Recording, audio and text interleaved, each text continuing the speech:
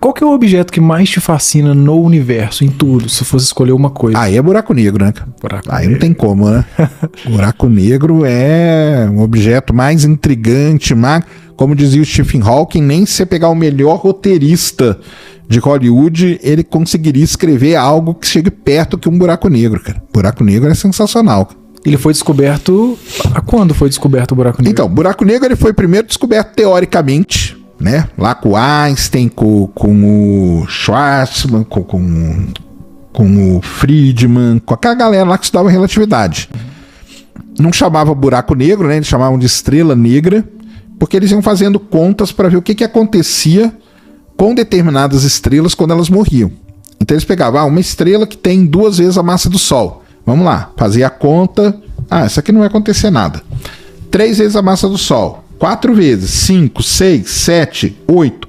Quando chegou em 8, aconteceu um negócio diferente aqui. Isso tudo na caneta? Tudo na caneta. Que isso, velho? Tudo na caneta e lá no começo do século. Quando chegou em 8 vezes a massa do Sol, falou, 8 vezes não, cara. 8 vezes dá um problema aqui, entendeu? 8 vezes acima da massa do Sol, a estrela explode como supernova. Então ela não tem uma vida igual às outras estrelas até 8 vezes a massa do Sol. Isso aí chamou a atenção deles, entendeu? Entendi. Desses caras todos. Aí eles continuaram fazendo conta. Falaram, mas quando explode a supernova, não acaba a estrela toda, sobra um caroço dela. Tá bom, então vamos pegar esse caroço aqui. Se ele tem 1 vez a massa do Sol, 2, 3. Quando chegou em 3, falou, 3 aconteceu um negócio muito esquisito. Quando esse carocinho que resta, ele é 3 vezes mais massivo que o Sol, ele não suporta o próprio peso e vira um buraco negro. E até 3 vezes vira uma estrela de nêutrons. E aí, o Schwarzschild, que é o cara que calculou o raio de Schwarzschild, que a gente chama hoje de horizonte de eventos, foi calculado por ele quando ele falou o seguinte, cada objeto tem uma distância que você chegou, a partir daquela distância você não sai mais. E aí que virou o tal famoso horizonte de eventos e tal. Então, toda essa galera calculou tudo isso. Não existia esse termo buraco negro. Não tinha nem ideia que ia chamar isso. O Einstein chegou a chamar de estrela negra, porque era uma estrela que ela ia ter uma força gravitacional tão forte que ela não ia emitir radiação. Então ia ser um objeto negro no universo, uma estrela que morreu negra. Aí, o tempo passou, ali na década, depois da Segunda Guerra, a Segunda Guerra Mundial foi muito importante para a astronomia por conta dos radiotelescópios. Durante a Segunda Guerra, o pessoal descobriu isso aí, e depois os astrônomos começaram a aplicar os radiotelescópios para observar o universo. E quando eles apontaram para um objeto, eles viram ali uma forte emissão em ondas de rádio, que eles chamaram de quasar. Quasar. Que é um quasar. Eles não sabiam o que era ainda. Por isso que eles deram esse nome, que quasar é Quasi-Stellar Radio Source. Entendeu? É uma fonte de rádio quase estelar. E aí eles viram aquilo ali. Só que como eles tinham a radiação emitida, você consegue fazer as contas. E aí eles fizeram a conta, e na hora que eles foram calcular a massa daquele objeto para emitir aquela quantidade de radiação, deu uma massa absurda. Deu uma massa de centenas de milhares de vezes a massa do Sol. Que isso, cara. Aí os caras falaram, como pode existir um objeto desse? Isso não tá certo, isso aqui não existe. Refizeram, não. É um objeto supermassivo que eles chamaram. E aí eles voltaram lá na conta daquela galera, pegaram as equações da relatividade e tal, e aí foi assim que descobriram os buracos negros supermassivos. Na verdade, foi um quasar que foi o primeiro objeto a ser descoberto. Caramba. Foi o Einstein mesmo ou foi Stephen Hawking, não sei, que achou que ele estava errado e estava certo sobre os buracos negros? Foi, não foi? O Einstein falou... Não, o Einstein não é que ele falou que estava errado. O Einstein falou assim, isso aqui é uma estrela negra e nós nunca vamos detectar na nossa vida, cara. Entendeu? Mas aí, por conta disso, ele começou a ver como que as leis da física se comportavam perto de um objeto desse. Isso é que é legal do Einstein. Então ele viu que o que manda ali é a relatividade. Então ele começou a fazer as contas e ele falou, não, nesse objeto aqui, a gravitação universal do Newton e tal, ela para de funcionar. Tem que ter um negócio novo pra gente explicar. E aí ele foi desenvolvendo toda a teoria da relatividade em cima disso e tal, entendeu? E aí então, teoricamente, estava tudo ali. Só que ele falava, cara, isso aqui nós nunca vamos detectar. E não foi só isso, não. Onda gravitacional também. Ele pegou 2 desses objetos e se esses 2 objetos colidirem no universo? Aí ele falou, cara, isso aí vai ser uma colisão tão intensa que o tecido do espaço-tempo vai ondular igual uma superfície de um lago quando você joga pedra. E ele deu o nome para isso de onda gravitacional. E ele também falou, jamais vamos detectar isso. Entendeu? Isso em 1900 Isso em 1905, 1910, 1915. Tudo ali. O cara foi um gênio mesmo. Aí, 100 anos depois, em 2015, nós detectamos a primeira onda gravitacional. 102 anos depois, a gente tinha a primeira foto de um buraco negro. Cara, Então... Mas antes também teve o filme do Interestelar, né, pô? E teve com o filme do Interestelar, com a representação. Então, aí, lá em... Isso aí do quasar foi na década de 60, quando o pessoal descobriu aquele quasar. Aí o pessoal falou, opa, então tem esse objeto existe. E aí eles começaram a apontar, começaram a descobrir vários outros objetos. E algumas pessoas falaram assim, cara, a gente tá vendo que é uma galáxia que tem esse objeto. Vamos apontar para nossa galáxia para ver o que acontece? E aí apontaram para nossa galáxia, lá para o centro dela. E lá eles viram que tinham estrelas que tinham uma órbita muito esquisita. E quando você tem alguma coisa orbitando alguma coisa, isso é muito bom, porque você tem parâmetros para você fazer o cálculo. Aplica lá a lei da gravitação, G/m dividido por D ao quadrado e tal. Os caras aplicaram e descobriram que no centro da galáxia tinha um objeto que tinha 4 milhões de vezes a massa do Sol, que é o buraco negro daqui da Via Láctea. Então, esse cara aí, esses 2 caras foi que ganharam o prêmio Nobel em 2019 por conta disso, dessa descoberta. E é o Sagitários A estrela. Que aí virou Sagitários A estrela. Por que é Sagitários A estrela, né? Porque fica na constelação de Sagitário e o A, quando você tem a estrelinha nesses objetos, então tem o M87 estrela também. Ah, não sabia. São objetos que emitem muita radiação em ondas de rádio. Então, o Sagitários A estrela é por que é A? Porque é a primeira fonte emissora de ondas de rádio na constelação de Sagitário. Então, Sagitários A estrela. Entendi. Entendeu? Tem um propósito. Porque não tem só ele, né? Tem várias outras. Se você pegar o mapa do centro da Via Láctea, tem o Sagitários B, Sagitários B1, Sagitários não sei o quê, entendeu? Tem várias outras fontes ali. Deve ser uma loucura no centro da Via Láctea. O centro da Via Láctea é uma loucura. É uma loucura. E aí tem o Sagitários A estrela ganhando esse nome. Então, quando você tem uma fonte emissora de ondas de rádio muito intensa, você dá um nomezinho de estrela para ela. Tá? Uma convenção. Estrela. A estrelinha ali. E dá para calcular até onde a gravidade dos buracos negros alcançam? Sim, aí é o Schwarzschild que calculou isso. O Schwarzschild era um cara lá contemporâneo do Einstein, um alemão, Karl Schwarzschild, e ele calculou o raio de Schwarzschild, que a gente chama de horizonte de eventos, que é a influência gravitacional. Entendi. Mas ela não é... Por exemplo, tem a questão da matéria escura, que ninguém sabe o que é também. A minha dúvida é, tudo orbita esse buraco negro no centro da Via Láctea? Essa é uma grande questão que tem, cara. Não é. A gente orbita o centro da galáxia. Beleza, mas a gente não está orbitando o buraco. O buraco negro está ali no centro da galáxia.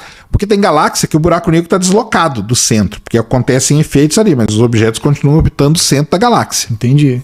Que loucura. E nós não vamos cair nele, não vamos ser sugados por ele, nem nada disso. A não ser que a gente chegue perto. O perto é o quê? O horizonte de eventos. Que é muito perto mesmo. Aí é muito perto, porque é questão ali de 2 anos-luz de distância dele. Entendi. E nós estamos a 26 mil. 26 mil. Estamos tranquilos. Ah, o perto ainda é longe, né? Tipo assim, aos nossos parâmetros. Né?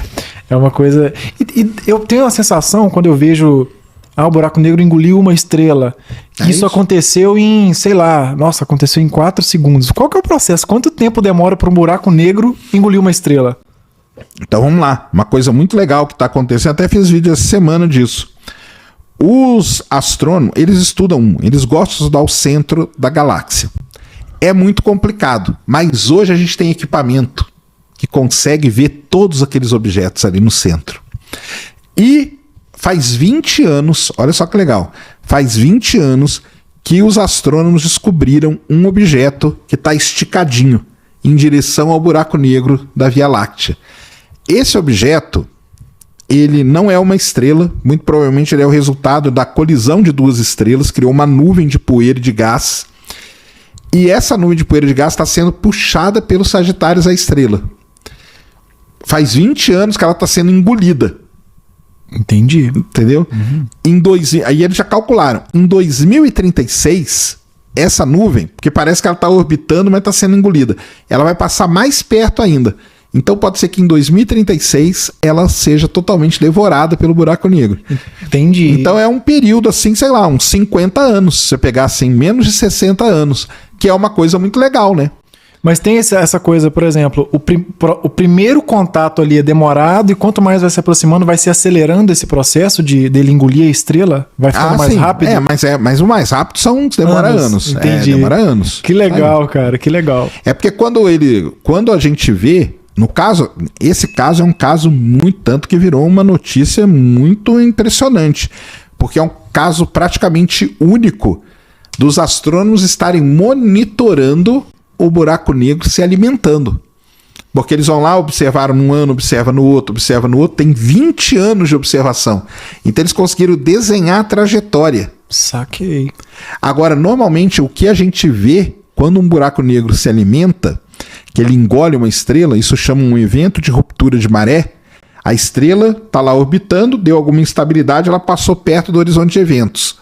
Cruzou o horizonte de eventos, ela vai ser puxada.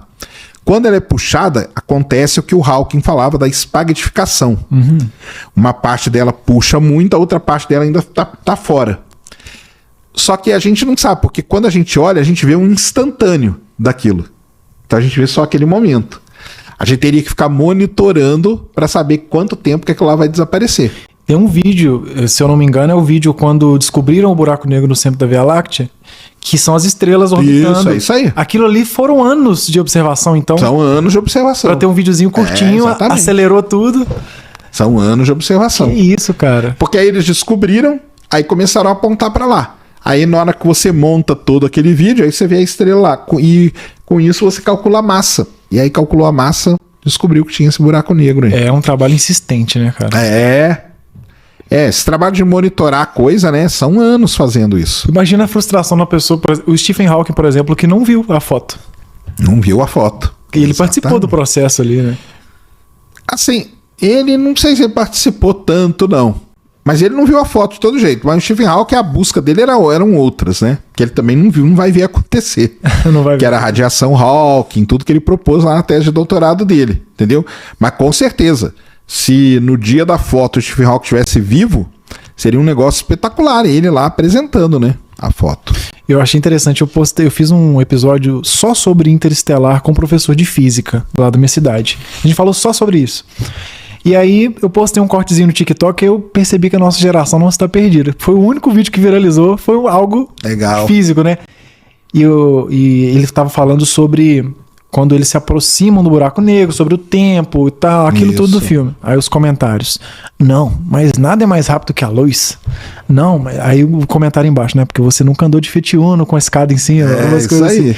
Como que é? É possível se aproximar de um buraco negro ou qualquer buraco negro vai destruir tudo que aproxima dele? Se você pode se aproximar contanto que você fique fora do horizonte de eventos. Cruzou o horizonte de eventos, não tem volta. Mas dá pra... Tá, não tem volta. Mas dá pra passar sem ser desintegrado? Sem ser espaguetificado, que fala? Isso. Dependendo do tamanho? Se você ficar fora do horizonte de eventos, tá tranquilo. Entendi. Tanto que lá no Interestelar é isso. Aqueles planetas orbitam o buraco negro fora do horizonte de eventos. Entendi. Mas eles estão muito perto. Por isso que o tempo ali passa diferente. Porque eles estão numa situação relativística. Entendi. Então, o horizonte... O alcance gravitacional desses buracos negros é muito menor do que um de uma estrela no comum, por exemplo? É menor. É lógico, porque o buraco negro é muito pequeno, cara. Ah, que doideira. O buraco negro, o que é um buraco negro, né? É uma grande concentração de massa. Vamos lá, para o pessoal entender. Existe um negócio que a gente calcula que chama densidade. Densidade, a fórmula para você calcular a densidade é massa dividido pelo volume. Isso é a fórmula. Um buraco negro é uma grande quantidade de massa, então o numerador é um número muito grande, concentrada num espaço muito pequeno, num volume muito pequeno. Então, o denominador, na matemática, ou no cálculo, a gente fala que ele tende a zero. Ele não é zero, mas ele tende a zero. Então, quando você pega um valor muito grande e divide por outro que tende a zero, o D da densidade aqui, que a gente está calculando, ele tende ao infinito. Putz. Então, o buraco negro ele é um objeto muito compacto, com densidade muito que tende ao infinito, num volume muito pequeno. Por conta dessa equaçãozinha aí que eu falei para vocês, é que o Einstein falava que o buraco negro é onde Deus fez a divisão por zero. O que ele quer dizer isso? Que Deus pegou toda a massa e dividiu por um volume que é zero. Não é zero, mas ele tende a zero, é muito próximo de zero. Então, por isso que o buraco negro é isso. Agora, o raio de influência do buraco negro, tem aquela imagem lá, que agora eu não vou lembrar, cara, mas o do Sagitários, a estrela, o raio, o horizonte de eventos dele seria algo, eu falei 1 ano-luz, 2, né, mas acho que é menos, agora que eu tô lembrando da imagem, seria alguma coisa aí do tamanho do sistema solar, um pouco maior, mas é pequeno perto do tamanho do objeto que tem, né? Entendi. Na minha cabeça era, por ser muito massivo, por isso que eu perguntei se tudo na nossa galáxia orbitava lá. Eu pensei que o alcance gravitacional dele era um absurdo também. Nós não sofremos influência dele. Nós estamos muito longe, Qual que é o buraco negro mais próximo daqui? O mais próximo daqui é um buraco negro que foi descoberto pela missão Gaia há pouco tempo agora. É um buraco negro, uma coisa importante, né? Nós estamos falando de buracos negros supermassivos, mas não existe só esse tipo. Existem buracos negros de massa estelar, que é aquilo que eu falei no começo, quando os caras fizeram a conta da estrela. Então é assim, o buraco negro é dividido pela massa. Se um buraco negro tem de dezenas de vezes a massa do Sol, até 100, 100 e pouquinho, a gente chama ele de buraco negro de massa estelar. Se o buraco negro tem de centenas de vezes até milhares de vezes, a gente chama de buraco negro de massa intermediária. E se o buraco negro tem de dezenas de milhares até bilhões de vezes a massa do Sol, são os supermassivos. Hoje tem um pessoal que divide. O supermassivo vai até milhões de vezes a massa do Sol, e se tem bilhões, o pessoal criou uma nova classificação que é o ultramassivo. Putz. Mas é um negócio assim que não é consenso, não. Então tem essas três coisas. Buraco negro de massa estelar, tem muitos espalhados aí. Estima-se que na Via Láctea tenha 100 milhões de buracos negros de massa estelar. Que isso, muita coisa. Porque são estrelas grandes que foram morrendo e se transformaram em buraco negro. O mais próximo da Terra está a 1.500 anos-luz de distância. 1.500 anos. Que legal. Só que ele é muito pequenininho. E não dá para fotografar. Não dá nem para... Então, como que foi descoberto? Isso que é legal. Existe uma missão chamada Gaia, da Agência Espacial Europeia, que ela fica fotografando todas as estrelas da galáxia. Ela já fotografou 2 bilhões de estrelas, 2 bilhões de estrelas. E no meio de tudo isso, os astrônomos pegam aquilo ali e ficam estudando. E aí eles viram que tinha uma estrela, a Gaia faz bastante tempo, então a Gaia monitora também. Então eles viram que tinha uma estrela, que quando eles fizeram a conta, a estrela tinha um movimento muito rápido. Claro. E ela estava orbitando um nada. Então ela estava orbitando aqui e não tinha nada para ela orbitar. Aí eles pegaram aquilo ali e falaram, opa, vamos ver isso aqui com cuidado. Fizeram a conta e descobriram que aquela estrela orbita um buraco negro com 1.500 vezes a massa do Sol. 1.500 vezes. Não, 1.500 vezes é... Não, é 80... Não, como que é? 70 e poucas vezes a massa do Sol a 1.500 anos-luz de distância. Entendi. Muito legal. Esse é o mais próximo de nós, mas ele é muito pequenininho e tal. O da Via Láctea está a 26 mil anos-luz de distância. E o da M87? O da M87 é 50 milhões de anos-luz.